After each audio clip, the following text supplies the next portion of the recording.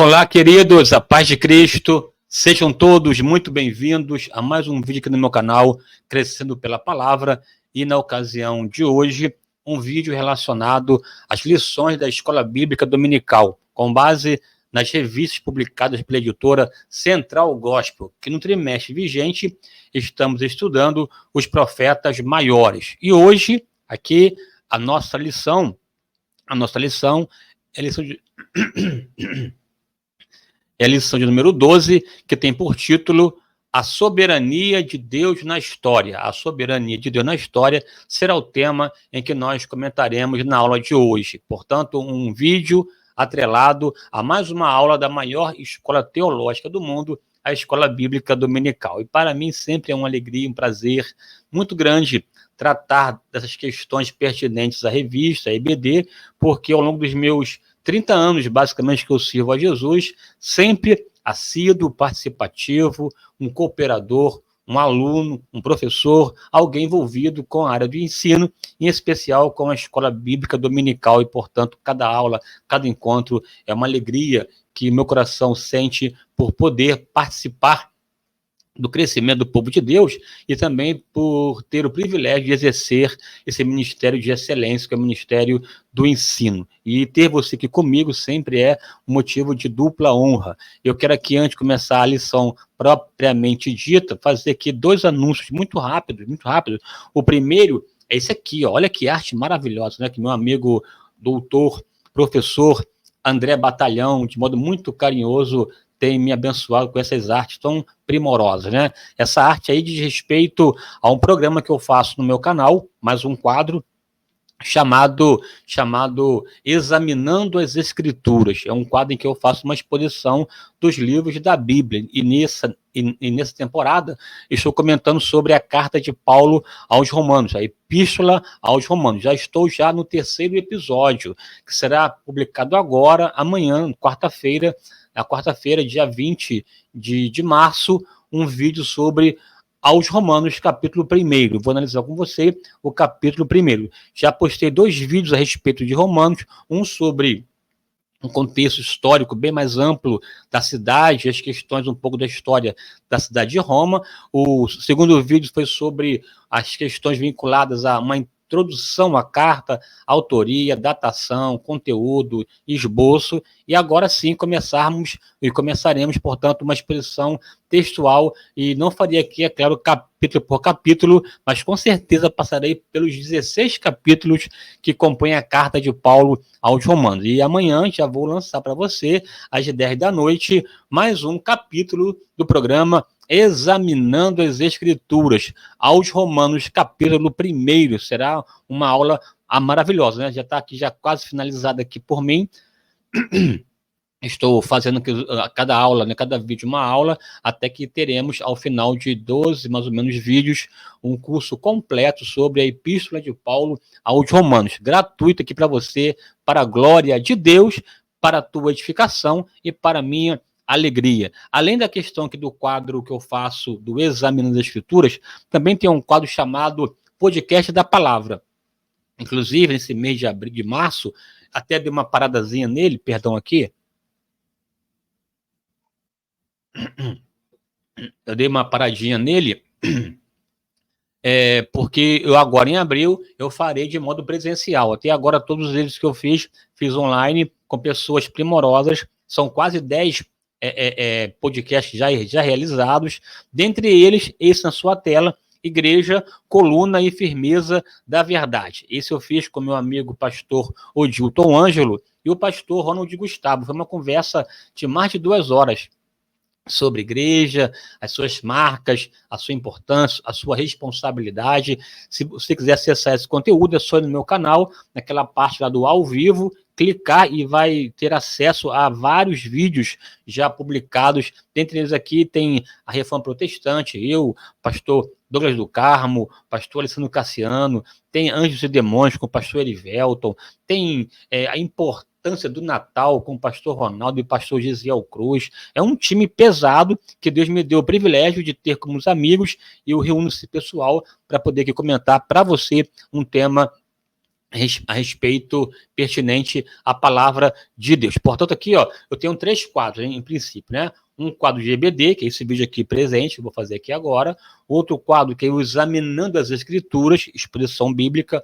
Um outro quadro, o podcast da palavra, sobre temas da Bíblia e temas doutrinários, né? E tem mais um quadro que eu vou começar a partir de abril. Lá na segunda quinzena de abril, eu começo um quadro chamado Histórias que Edificam. Histórias que Edificam. Será um quadro voltado para testemunhos, entrevistas, um quadro que vou bater um papo com pessoas que tiveram uma experiência com Deus, cujo testemunho serão testemunhos serão importantes para a tua vida e para a tua edificação. Então, não perca aí, daqui a pouco, para você, mais um quadro no meu canal, Crescendo pela Palavra, portanto, quatro quadros. EBD, podcast da palavra, Examinando as Escrituras e Histórias que Edificam. Então, perceba aí que são vários braços, né? E agora todos farei presencialmente, no estúdio que está sendo montado, né? Assim, eu preciso da tua ajuda, inclusive, para poder avançar na questão relativa ao estúdio de gravações, né? Está aí na sua tela aqui, ó, uma mensagem, seja um apoiador, né, do canal Crescendo pela Palavra, a chave Pix 21984778523. Esse Pix tem dupla função: viabilizar a consolidação desse estúdio, de avançar para o canal e, portanto, aprimorar os serviços para você. Já solicitei, né, já está a caminho microfones mais adequados, uma estrutura melhorada para te servir com excelência. Eu necessito da sua ajuda e da sua colaboração no nome precioso do Senhor Jesus. Abre o coração, deixa Deus te usar e vamos em frente em nome de Jesus. Maravilha? Pois bem, agora sim, a aula de hoje, lição de número 12, cujo título é A Soberania de Deus. O texto bíblico básico da lição é Daniel, capítulo 2, versículo 16 ao 23, e o versículo 47. Leia depois em casa a referência, para você não perder aqui a ideia da mensagem. É claro que vamos tratar da soberania de Deus e vê-la no livro do profeta Daniel, que é o esboço, né, que é o foco da nossa observação. Serão, na verdade, 3 lições sobre ele. Já tivemos uma lição, que foi sobre o caráter de Daniel, lição 11. Essa agora, lição 12, sobre a soberania de Deus presente no livro do profeta Daniel. E a última, o tempo do fim, né, os tempos do fim, em que veremos aqui algumas profecias de Daniel, sobretudo a 70ª semana de Daniel. 3 lições para tratar desse profeta tão profundo, tão maravilhoso, que é o profeta Daniel. Inclusive, se você não assistiu a minha aula 11, está aqui no canal, disponível para você. É só acessar lá e você vai ver que eu comentei sobre o perfil, o caráter, a persona de Daniel, e tratei também, inclusive, do seu contexto histórico. Aqui vou tratar da manifestação da soberania de Deus presente nesse livro, haja vista que o tema do livro, de fato, se reporta à soberania de Deus, tá? Veja aqui, ó, os objetivos básicos do trimestre, da lição, como sempre, tríplice. O primeiro, compreender o atributo incomunicável de Deus, a dita soberania, entender a soberania do Altíssimo na história, que é importante aqui, claro, né? E conscientizar-se de que o soberano plano de Deus não pode jamais ser ofuscado ou impedido, porque os seus planos não são frustrados, porque Deus é um Deus soberano, e soberania tem a ver em fazer valer a sua vontade absoluta para a sua glória. Vamos lá. Eu quero, antes de tratar aqui com você da soberania, pensar com vocês aqui, te mostrar algumas imagens interessantes que você verá comigo. Claro, não sou um astrônomo, não tenho um conhecimento profundo da astronomia, mas um pouco que eu sei aqui eu quero compartilhar contigo, e cuja proposta minha é essa, né? É causar impressão, te impactar, mostrar a grandiosidade que é o universo, essas coisas todas, e nesse contexto olhar para a soberania de Deus, porque tem aquele pensamento chinês que diz, né, uma imagem vale mais que 1000 palavras. Uma imagem vale mais que 1000 palavras, porque nós fazemos as correlações pertinentes às imagens que nós vemos mediante a sinapse que nós construímos. Vamos ver aqui algumas imagens. Essa aqui, por exemplo, essa imagem? Você que está aí me ouvindo, aí me vendo, né? Aqui no comentário, né? Coloca aí, o que essa imagem te representa? O que ela te leva a entender? O que você entende? O que você imagina quando vê uma imagem como essa aí, essa bola, né, na mão de alguém? Pode aí comentar, aproveita e comente aí a sua igreja, onde você congrega, de que estado, de que país você está assistindo esse vídeo, e faz um comentário lá embaixo, lá, e aproveita aí já para curtir, comentar e compartilhar esse vídeo, e escreva aqui embaixo, no comentário, o que essa imagem provoca em você. Né? Eu acho uma imagem assim, muito, muito pobre para retratar a soberania de Deus. É uma imagem que mostra controle, que mostra domínio, aqui uma pessoa grande, gigantesca, né, que tem o planeta Terra em suas mãos, como se fosse aqui lançando luz, a mão de Deus que controla, né, a Terra está sendo sustentada, assim, né, mantida por essa mão, é como se a Terra não tivesse vida própria, né, tem alguém mais poderoso do que ela, que a cerca. Aqui é até um dado importante, né, porque a Terra tem 6 trilhões de toneladas, é um negócio de brincadeira, 6 trilhões de toneladas, no entanto, aqui na mão de uma pessoa, é para retratar aqui domínio, retratar grandeza. Mas essa imagem aqui, mesmo sendo uma imagem grandiosa, uma imagem impactante, ela não serve para retratar a soberania de Deus e a sua grandeza. Eu vou aqui ampliar nessa imagem, que também ao final dela, ainda assim serão imagens pequenas para retratar a grandiosidade desse Deus imensurável. Vamos lá avançar aqui no nome de Jesus. Veja, aquele planeta, aquela bola na mão de uma pessoa, não existe sozinha. Aqui está a Terra e já aqui alguns planetas que compõem o sistema solar, ladeados aqui junto com a Terra. Tem aqui o Mercúrio, Marte, Mercúrio, Plutão e Vênus, né, que são planetas assim, iguais ou um pouco menor do que a Terra, que compõe o sistema solar. Aí você vai ampliando a questão. Já temos aqui, ó, a Terra já bem menor, né, a Terra maior do que os planetas que já citei, mas menor do que Uranus, menor do que Netuno, menor do que Saturno e menor do que Júpiter, os planetas que compõem o sistema solar, que giram em torno do Sol. E aqui você vai ampliando a imagem, você tem o Sol e os planetas. Olha só o tamanho da Terra em relação ao Sol, né? O Sol é 300 mil vezes maior do que a Terra, né? Quer dizer, então a Terra é quase que uma bola de gude diante dessa bola bem maior que essa bola do Sol, né? Essa esfera incandescente, essa estrela poderosa que é o Sol, e Júpiter, que é maior do que a Terra, perto do Sol é quase nada. Os planetas aqui até agora citados fazem parte do sistema solar, né? Que giram em torno do Sol, né?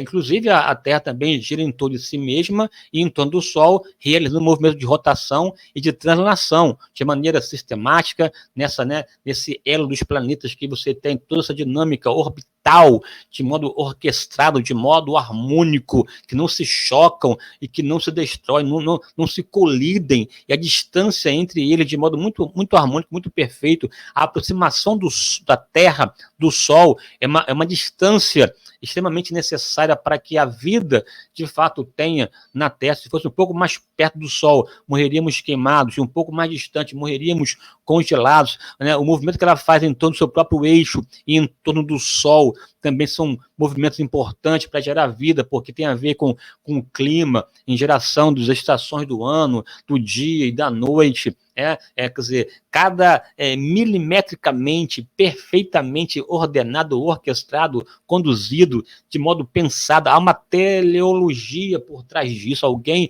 com desígnio, com propósito, que pensou, idealizou, executou, estabelecendo ordem, né? Estabelecendo método, estabelecendo plano e executando de maneira primorosa, que não tem como explicar como uma obra do acaso, porque casualidade é o que menos tem quando se pensa no sistema solar, no sistema do universo, né? Aqui tem um Sol, que é de fato uma estrela gigante, mas você sabe que o Sol é uma estrela de 5ª categoria, é apenas uma estrela que faz parte do sistema, né, da Via Láctea, que é a nossa galáxia. A nossa galáxia tem entre 200 a 400 bilhões de estrelas. Há quem diga que tem 200, aqui tem 400 bilhões de estrelas, e o Sol é apenas uma dentre pelo menos 200 bilhões de estrelas. E o sistema, e a nossa Via Láctea é apenas uma dentre mais de 200 bilhões de galáxias.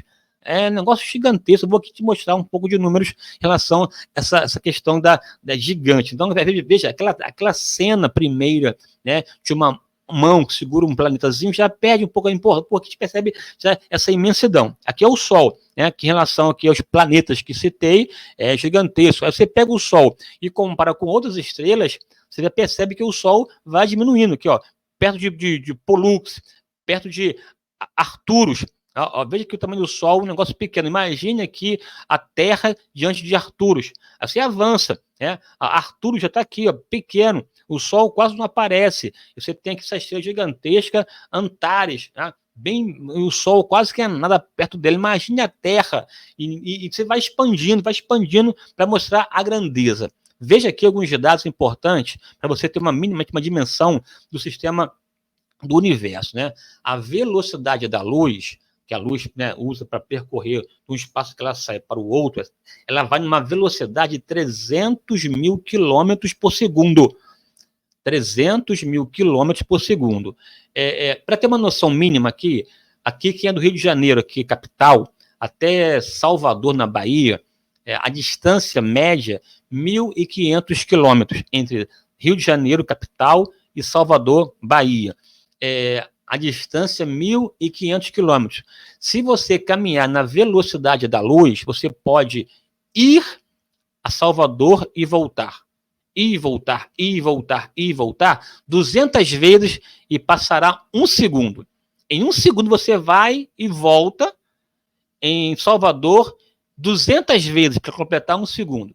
Nessa velocidade, a luz solar, a luz sai do Sol solar para atingir a Terra leva 8 minutos e 8,3 minutos.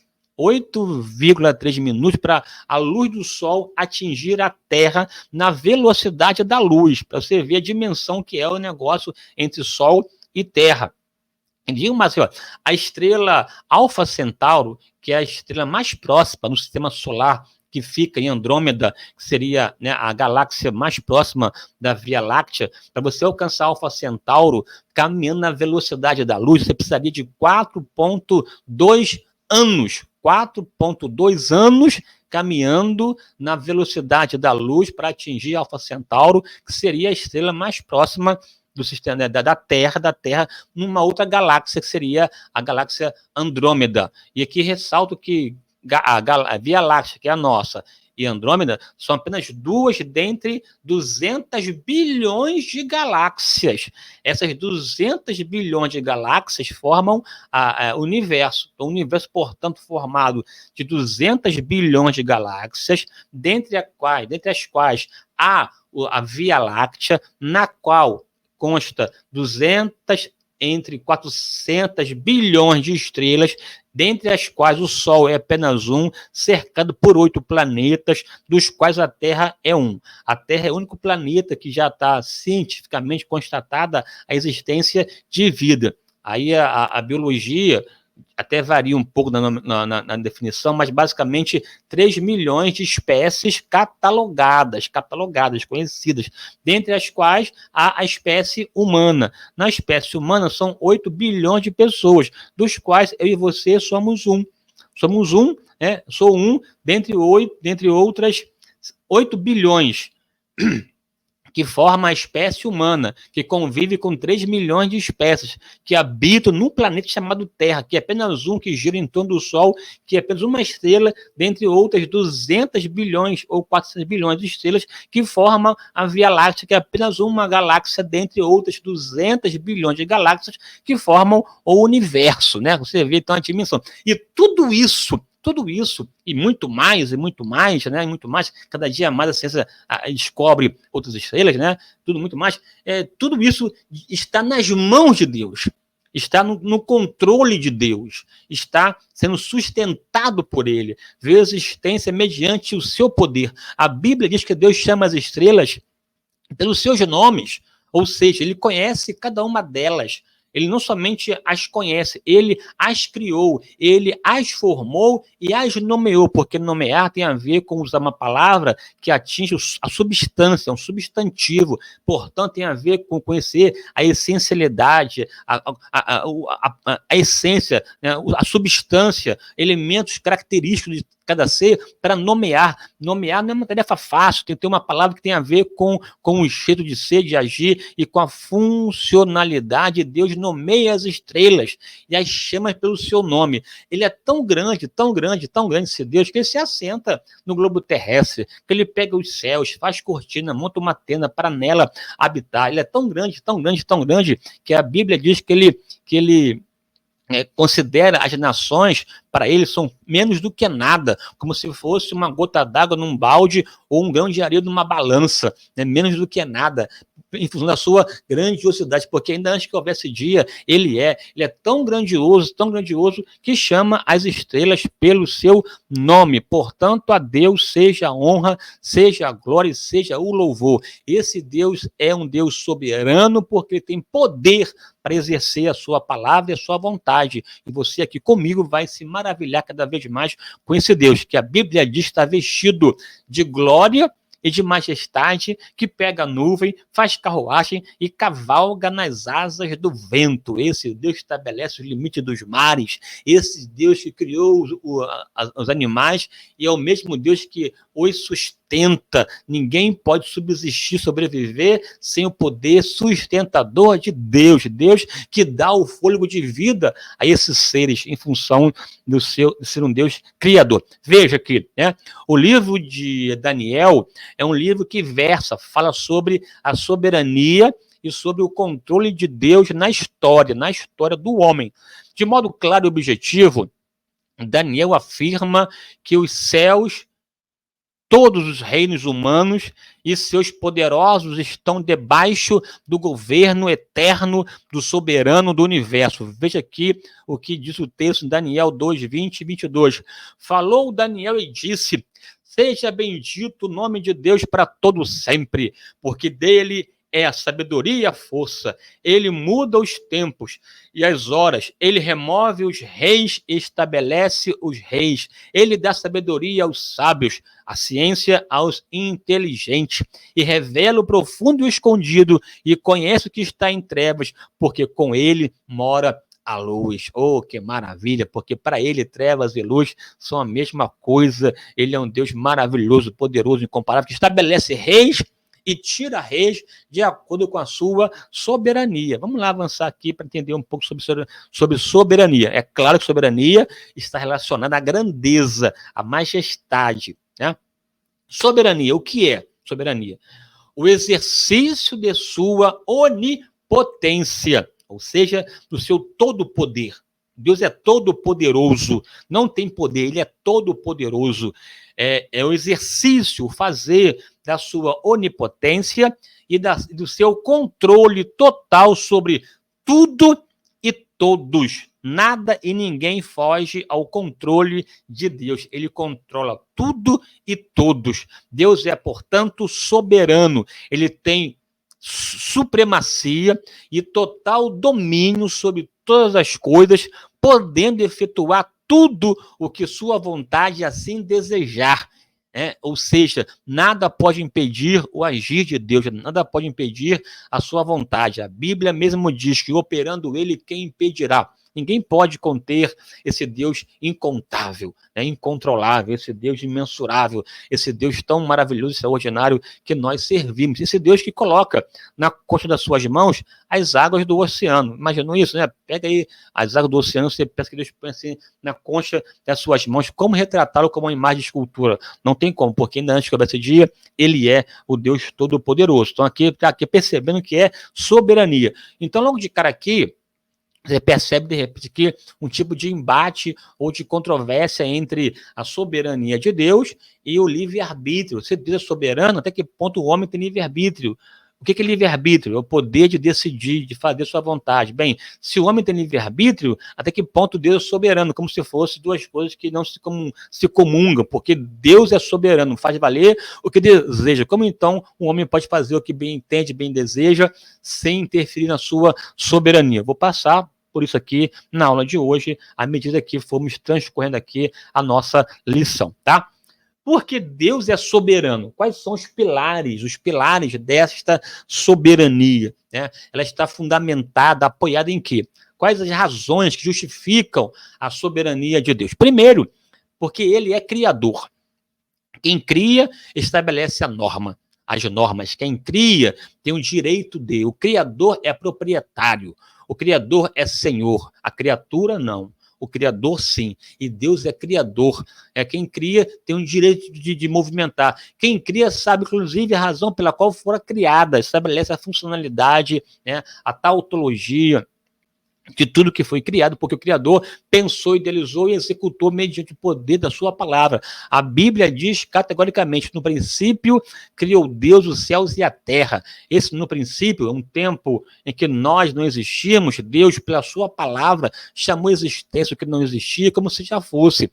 Bereshit bara Elohim. No princípio criou Deus os céus e a terra. Essa criação, é o barar, é o criar do nada. Somente Deus pode criar do nada, porque do nada ele fez tudo, que é um contrassenso para o próprio princípio da matéria, que do nada nada surge, mas Deus tem o poder de chamar a existência mediante a sua própria palavra, chamou a existência que não existia como se já fosse. É o criar do nada.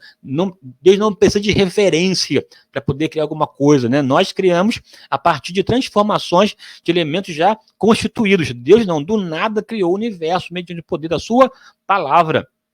Veja que, ao mesmo tempo que a Bíblia diz que Deus criou, no princípio, criou Deus sobre a terra, quando você lê João 1:3, quem foi o Criador? Jesus, né? Todas as coisas foram feitas por intermédio dele, de Jesus, do Verbo, e sem ele nada do que foi feito se fez. Nele estava a vida, e a vida era a luz dos homens. Então aqui perceba que Deus é o Criador, e Jesus é o Criador, porque está aqui em pauta os elementos da própria Trindade, esse Deus triuno que coexiste em três pessoas na mesma essência. Veja lá, no princípio criou Deus os céus e a terra, porém a terra era sem forma e vazia, e havia trevas sobre a face do abismo, e o Espírito de Deus se movia, pairava sobre a face das águas. E disse Deus, haja luz. Então perceba que na própria criação, três elementos presentes, né? Deus Pai, Deus Filho e Deus Espírito Santo. O universo foi criado pelo Verbo. No princípio era o Verbo, e o Verbo estava com Deus, e o Verbo era Deus. Todas as coisas foram feitas por ele, e sem ele, nada que foi feito se fez. Nele estava a vida, e a vida era a luz dos homens, que uma referência à pessoa de Jesus, enquanto elemento criativo, feito por intermédio, através dele, para ele e por ele, porque sem ele nada do que foi feito se fez. Aí o Paulo, quando escreve a sua carta aos Colossenses, né, afirma de modo muito brilhante, 1:16, 17, pois nele, em Jesus, foram criadas todas as coisas nos céus e sobre a terra, as invisíveis e as invisíveis, sejam tronos, sejam soberanias, quer principados, quer potestades, tudo foi criado por meio dele e para ele. Ele é antes de todas as coisas, nele tudo subsiste. A subsistência, ou seja, a própria manutenção e existência, e coexistência e subsistência das coisas só acontece mediante Jesus, porque a vida brota de Jesus, né? Ele é o príncipe da vida. Nele a vida, né, que ecoa, que comunica, esse zoé de Deus, né? Não é essa bio, né? Esse zoé, essa vida completa de Deus que manifesta nas pessoas, em tudo que existe por conta do Deus Criador. Portanto, se ele é Criador, ele tem o poder, o direito de estabelecer. A Bíblia diz assim, do Senhor é a terra, né, e a sua plenitude, o mundo e aqueles que nela habitam. Ou seja, Deus pode estabelecer uma terra aqui, acolá, e dar para quem quiser, e é questão da sua soberania, não precisa perguntar a ninguém. É dele, ele que fez. Somos propriedade, inclusive, dele, né? Propriedades, inclusive, dele. E, portanto, não cabe à propriedade estabelecer elementos ao proprietário. Há uma questão interessante, que a soberba, né, e a presunção e a altivez, que é a essência básica do pecado, ela manifesta exatamente querendo ensinar, estabelecer ao Criador o que deve fazer. Não, ele é o Criador. Ele é o oleiro, que não cabe ao vaso aqui estabelecer ao oleiro que deve fazer. Quem determina é o oleiro, é o Criador. Além de Criador, ele é todo-poderoso. Né? Deus é todo-poderoso. Ele pode tudo que lhe apraz. Pastor, Deus pode criar uma pedra tão grande, tão grande, tão grande, que nem mesmo ele possa levantar, aí não tem sentido, não tem propósito. Deus usa o seu poder, Deus usa o seu todo-poder de acordo com propósitos inteligíveis, né? Não há algo absurdo, mas dentro de uma questão de propósito, dos seus desígnios, do seu beneplácito, portanto, os seus propósitos. Jamais criaria uma pedra tão grande porque não tem propósito algum nisto. Aí aqui tem vários textos nos quais Deus é citado, descrito como o Todo-Poderoso. Dentre eles aqui, separei somente um aqui, a conversa lá com Abraão, que Deus fala com ele.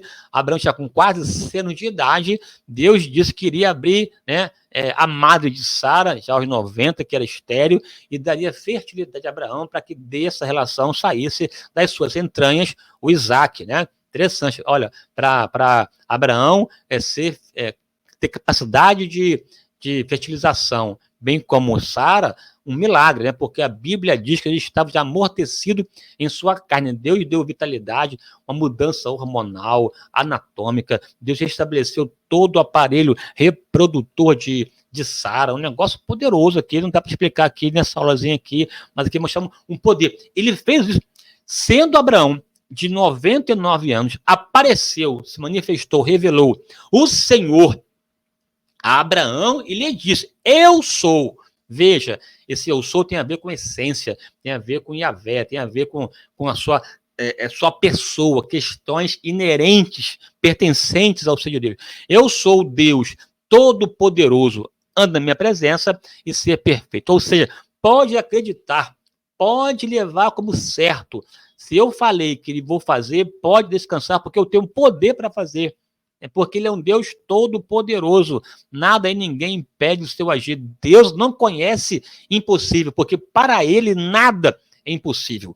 Não importa. Se Deus prometeu alguma coisa e tal coisa sequer existe, ele chamará a existência como se já fosse. Que maravilha, que coisa linda. Eu ouvi um testemunho essa semana de um pastor, que Deus disse com ele que ele iria fazer um culto lá no estádio Garrincha, em Brasília, né? Lá naquele estádio. Eu vou te levar aqui para você pregar minha palavra neste lugar, nesse estádio. E não tinha estrutura, não tinha questão econômica, não tinha recurso algum para fazer um evento dessa magnitude, mas Deus me disse que daqui a 2 anos eu iria pregar nesse estádio. E hoje aqui será feito o culto e tal de oração nesse estádio, tá lá chorando, lá alegre, porque Deus faz. Se Deus te prometeu, não coloque em dúvida, não questione. Deus pode, porque ele é todo poderoso. Ele é o Senhor dos senhores e habita nas alturas, porque ele é o El Elyon, o Deus das alturas. A sua onipotência, todo poder, é revelada em seus nomes, em seus atributos. Quando você olha para Deus, essa onipotência escorre, manifesta, faz parte da sua própria essência. Veja aqui comigo. Essa onipotência presente nos seus nomes e nos seus atributos. Os nomes de Deus estão atrelados à sua natureza, pois eles revelam o ser, a pessoa de Deus. Eles são veículos da sua revelação. Aqui só alguns que eu coloquei para você nessa aula aqui, ó. Elohim, El Shaddai, esse Elohim que citei aqui lá de Gênesis 1:1, né? No princípio criou Deus os céus e a terra. O Deus de lá é o Elohim. Esse Elohim aqui seria literalmente, né, deuses, porque já nos remete a esse Deus que coexiste em três pessoas, né? É um Deus Elohim, né? São, assim, é tão profundo, é tão grande que não dá para se colocar numa só ideia, devido à sua abrangência. E lá no texto de Elohim tem a ver com força, com poder. Daí a ideia da criação, né? Porque toda vez que der de monte, de altura, tem a ver com poderio. Mas Deus é aquele que constrói e criou os próprios montes, né? Refere-se a Deus como criador, como ser transcendente e como Deus acima de tudo e de todos. Essa trindade presente é tão forte, esse Elohim é o Deus criador, é o Deus que cria os céus e a terra, o universo, e por conta disso tem o poder de estabelecer a sua vontade. Também é chamado de El Shaddai, El Shaddai, o Todo-Poderoso. Esse Shad aqui, a palavra Shad, ela tem duas interpretações, né? Tem a ver com a montanha, o Deus da montanha, tem a ver com posição elevada, mas também com o Deus que amamenta.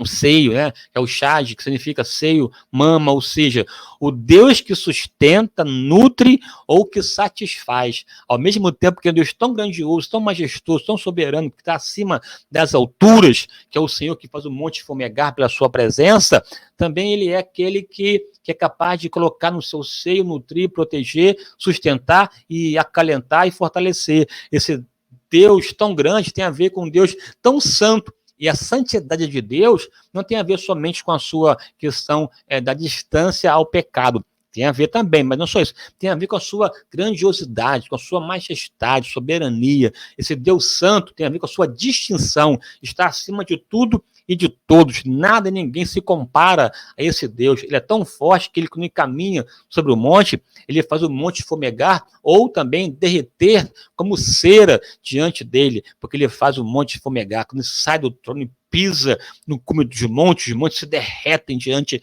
da presença poderosa desse Deus maravilhoso, santo, santo, santo é o Senhor dos exércitos e toda a terra está cheia da sua glória. Tanto que aqui, lá no texto de Êxodo 19, 18, diz assim: todo o monte Sinai fumegava, porque o Senhor descera sobre ele em fogo. A sua fumaça subiu como fumaça de uma fornalha, e todo o monte tremia grandemente. Salmo 97, verso 5. Derretem-se como cera os montes na presença do Senhor de toda a terra. Deus é soberano, ele não conhece adversário, não tem diabo, não tem faraó, não tem César, não tem Alexandres, não tem ministro, não tem. Deus faz e acontece de acordo com a sua vontade soberana. Portanto, descanse no seu poder, na força do seu poder que nós opera. Aqui outros nomes, Elion. Esse Elion é o Deus Altíssimo, é o Deus das alturas, que habita nas alturas, né? Que habita nas nuvens, tem a ver com soberania, Deus absoluto e tal. E o Iavé, que é o Jeová, o Javé, que nós falamos com frequência aqui, é o Eu Sou. Eu sou o que sou, o Deus eterno, uma correlação com ego eimi, com eu sou. Esse eu sou o que você precisa que eu seja. Se você está precisando de paz, eu sou o Jeová, né? Eu sou o Jeová Shalom, o Deus da paz. Se você precisa de provisão, eu sou o Jeová Jireh, o Deus que provê. Se você precisa de companhia, eu sou o Jeová Samar, o Deus presente está. Se você precisa de guerra e de luta, tá na batalha, eu sou o Jeová de Sabaote, o Senhor dos exércitos. Oh, que maravilha! Ele é o que você precisa, que ele está doente, está enfermo, ele é o Jeová Nissi, o Senhor que sara. Se você está na luta, na batalha, na guerra, ele é o Senhor, a tua bandeira, o Jeová, o Jeová Nissi, o Senhor minha bandeira. Está enfermo, Jeová Rafa, o Senhor que sara. E esse Nissi também, na verdade, né? Jeová Nissi vem da palavrinha Nes tem a ver com milagre. Eu sou o teu milagre. Aleluia. Se você precisa de um milagre, eu sou Jeová Nissi, o Senhor é o meu milagre. Não tenha medo, não fique preocupado. Deus tem tudo que você precisa, porque Ele é o nosso pastor. Nada, de nada temos falta, porque Deus nos completa plenamente, porque Ele é aquele que nos guia a pastos verdejantes e as águas tranquilas. Portanto, eu devo descansar à sombra do Onipotente, né? Aquele que habita nos esconderijo do Altíssimo, a sombra do Onipotente descansará. Direi do Senhor, Ele é meu Deus, o meu refúgio, a minha fortaleza, nele confiarei. Aí começa a ler o salmo de proteção, que é o Salmo 91, poderoso. Observação, todos os nomes apontam para a santidade de Deus, né? Quer dizer, Deus grandioso, Deus que é distinto dos demais e que, portanto, provoca até temor, pavor e tremor, né? E também tem aqui atributos de Deus. Eis aqui alguns, né? Atributos são qualidades, propriedades pertencentes ao ser de Deus.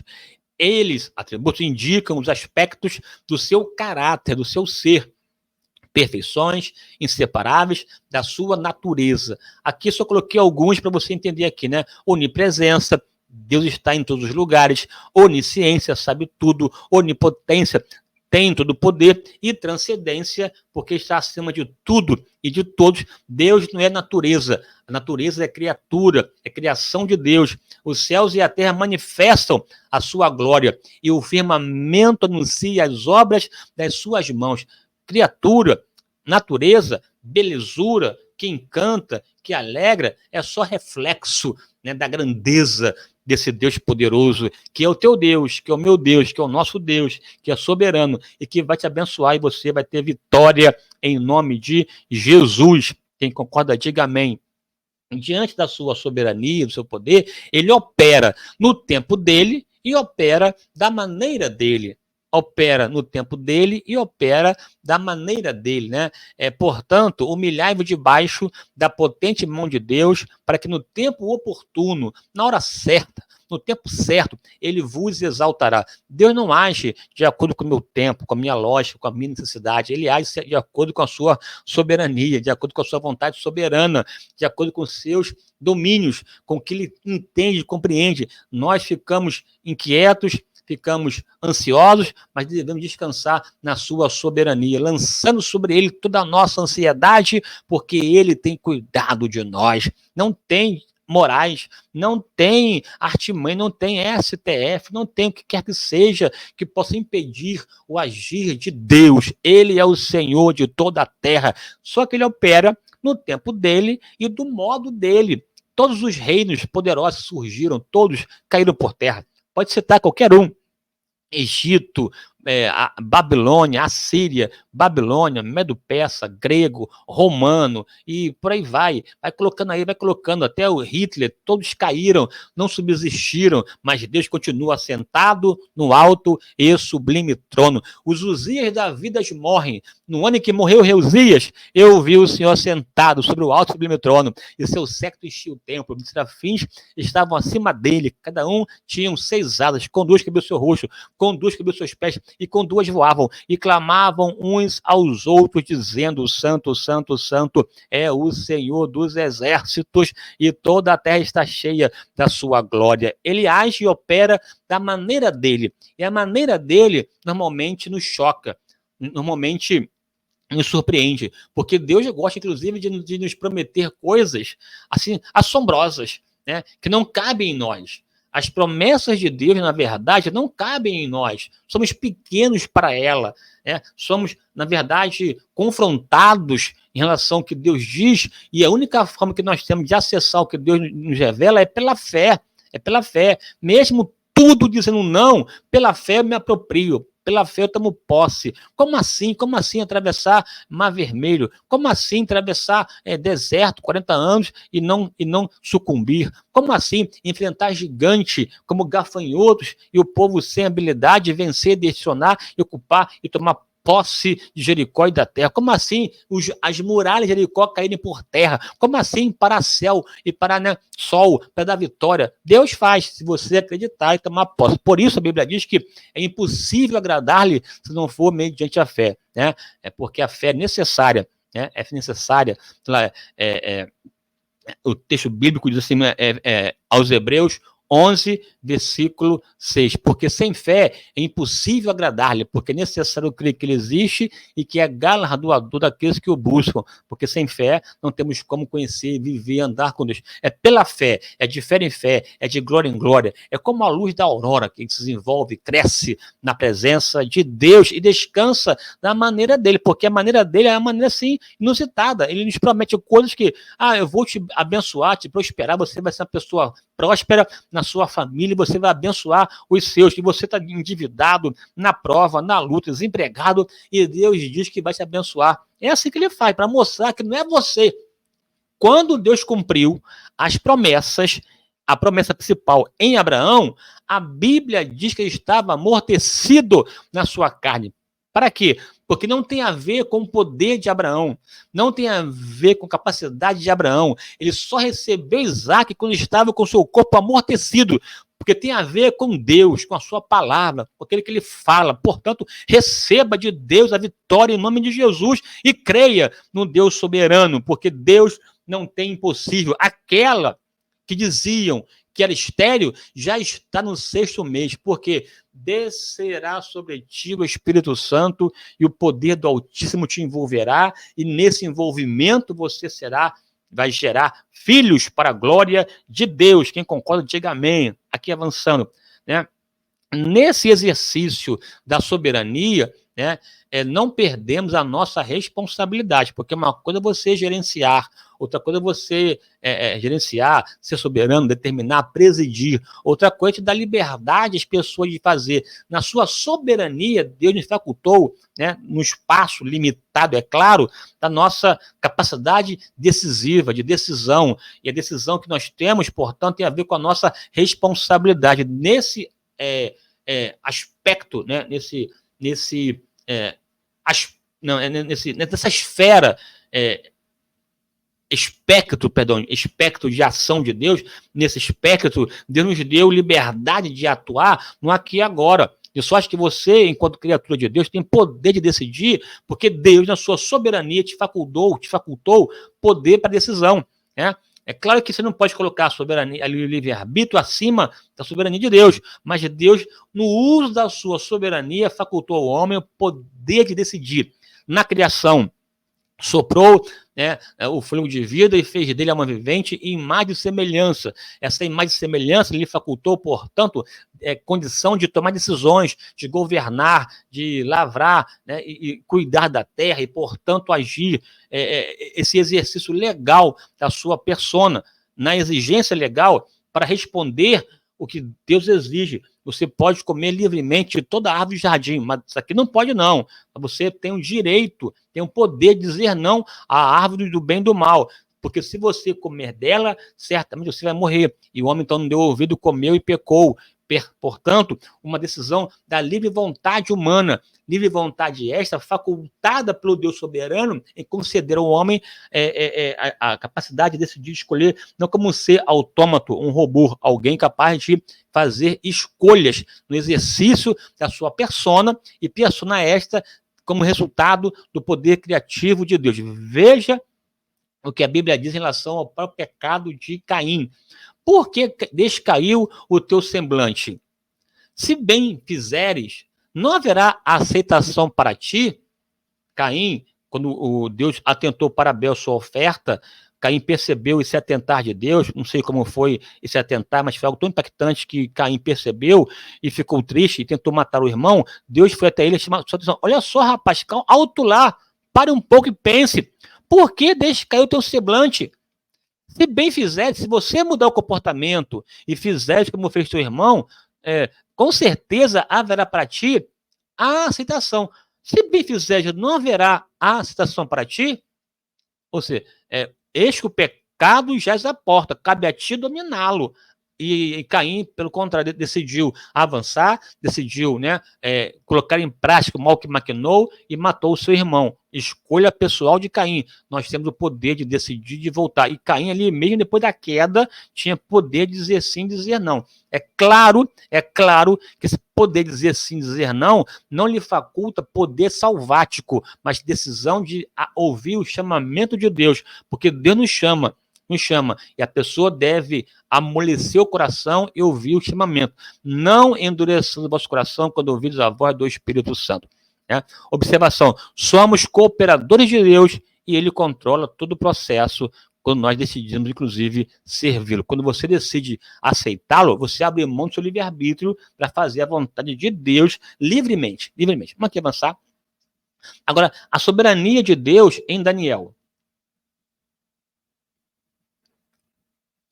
A Bíblia diz assim, ora, ao Rei dos séculos, imortal, invisível, ao único Deus, seja honra e glória para todos sempre. Rei dos séculos é o Senhor do tempo. A história começa, desenvolve-se e termina em Deus. A Bíblia diz assim, vindo a plenitude dos tempos, Deus enviou o seu Filho, a maior intervenção de Deus na história, porque Deus é o Senhor da história. Em Daniel, a soberania de Deus é vista no estabelecimento de reinos, tanto na estátua do rei Nabucodonosor, bem como também nas 70 semanas de Daniel.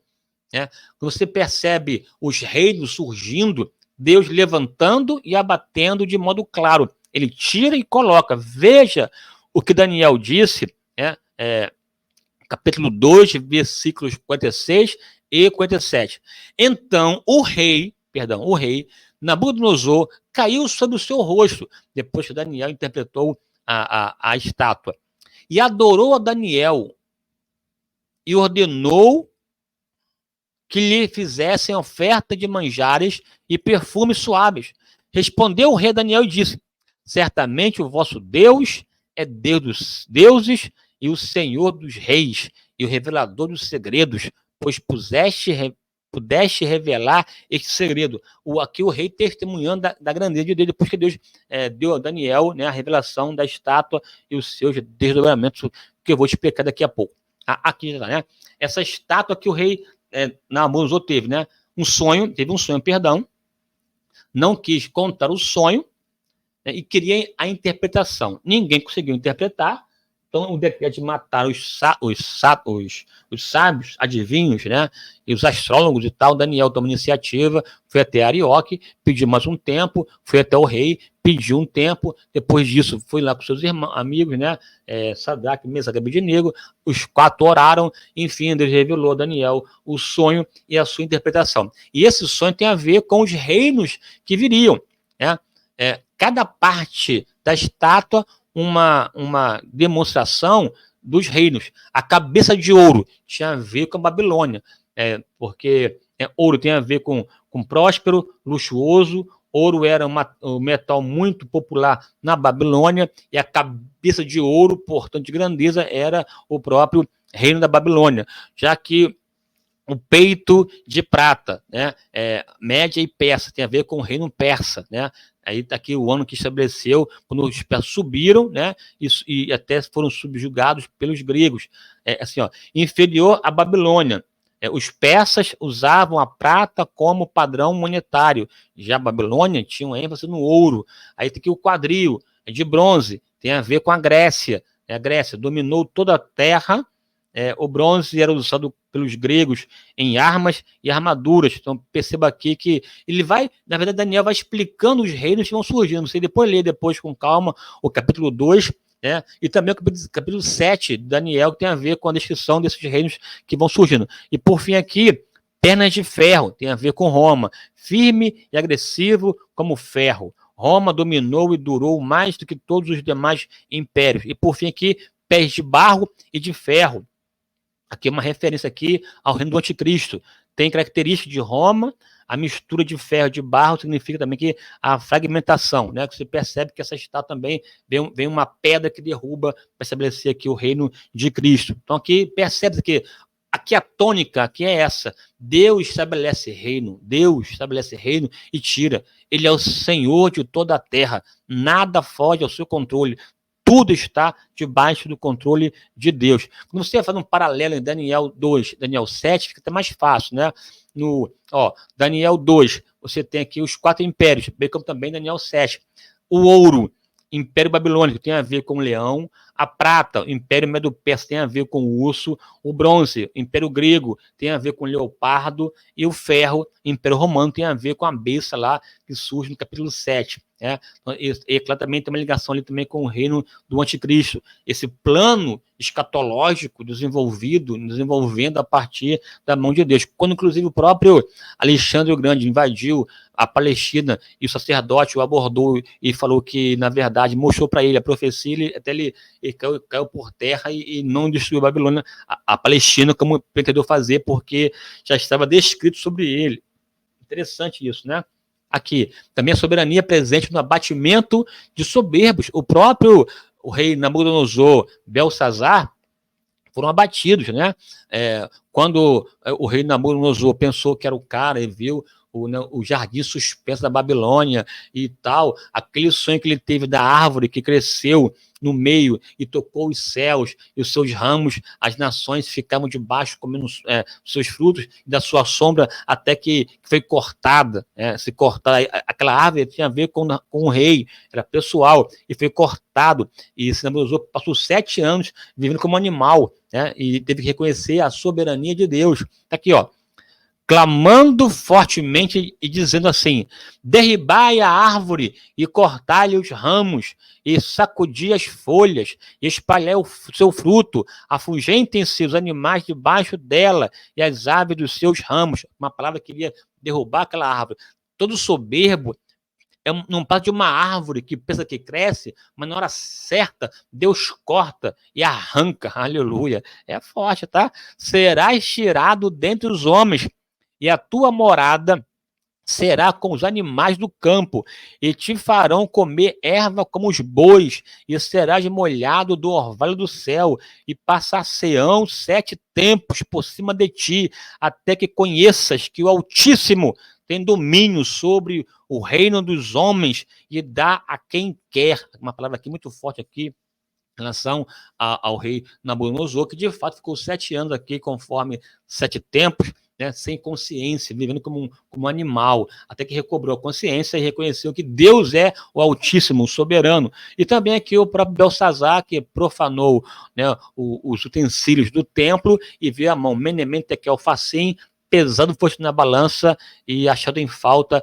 e o seu reino foi rasgado. Naquela mesma noite, Ciro entra e conquista a Babilônia, estabelece agora o novo reino dos Medos e dos Persas. E Ciro, chamado meu servo, Deus de fato controlando até aquele que pensa que está fazendo por conta própria, há uma mão poderosa que guia o desdobramento histórico, e Deus é fiel. A história revela Deus, Ele é o Deus de Abraão, de Isaac e Jacó. A história dos patriarcas manifesta também a grandeza desse Deus, E também manifesta a sua soberania, manifesta na exaltação dos homens.